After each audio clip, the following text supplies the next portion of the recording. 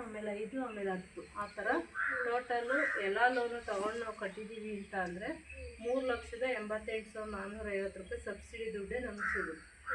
ಇದು ಲೋನ್ದು ಇದು ಮೇಯ್ನು ಆಸ್ಪತ್ರೆ ಫಂಡ್. ಇದಕ್ಕೆ ಎಲ್ಲದಕ್ಕೂ ಬೇರೆ ಬೇರೆ ಸಪ್ರೇಟ್ ಕಟ್ಟಂಗಿಲ್ಲ. ನೀವೇನು ಒಂದು ಮೆಂಬರ್ ಆಗಿರ್ತೀರ ಅದ್ರ ಮೇಲೆ ಇದೆಲ್ಲ ಕವರ್ ಆಗೋಂಥದ್ದು.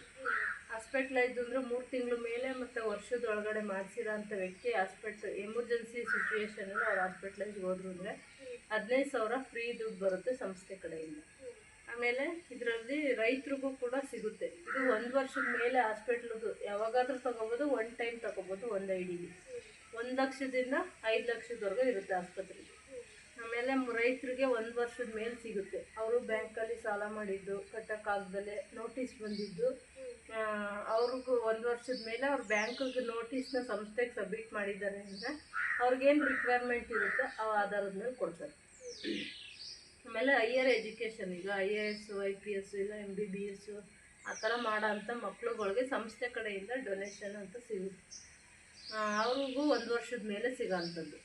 ಆಮೇಲೆ ಇದು ಮಕ್ಳುಗಳಿಗೆ ಜೀವನ ಸಮೃದ್ಧಿ ಯೋಜನೆ ಅಂತ, ಇದು 1 ವರ್ಷ ಮೇಲಿರೋ ಮಗುಗೂ ನಾವು ಮಾಡಿಸ್ಬೋದು ಸಂಸ್ಥೆ ಒಳಗಡೆ. ಮತ್ತು 30 ವರ್ಷದೊಳಗೆ, ಅದು ಹೆಣ್ಣಾಗಲಿ ಗಂಡಾಗಲಿ ಇಬ್ರಿಗೂ ಕೊಡ್ತಾರೆ. ಇವಾಗ ಮದುವೆ ಆಗದಿರೋ ಮಕ್ಳ ಹೆಸರು ನೀವು ಮೆಂಬರ್ಶಿಪ್ ತೊಗೊಂಡಿದ್ದೀರಾ ಅಂದರೆ 1 ತಿಂಗಳಾದಮೇಲೆ ಸಂಸ್ಥೆಯವರು 2,600 ರೂಪಾಯಿ ಅಮೌಂಟ್ನ ಮಗು ವ್ಯಾಲೆಟ್ಗೆ ಆ್ಯಡ್ ಮಾಡ್ತಾರೆ. ಈ ಥರ 10 ತಿಂಗಳು ದುಡ್ಡು ಬರುತ್ತೆ. ನೀವು ಅದನ್ನು 10 ತಿಂಗಳು ಮೆಂಬರ್ಶಿಪ್ ಕೊಟ್ಬಿಟ್ಟು ಮಗು ಕೆಳಗಡೆ ಜಾಯ್ನಿಂಗ್ ತಗೋಬೇಕಾಗುತ್ತೆ. ಆ ಅಮೌಂಟ್ ನಿಮಗೆ ಫ್ರೀಯಾಗಿ ಬರುತ್ತೆ.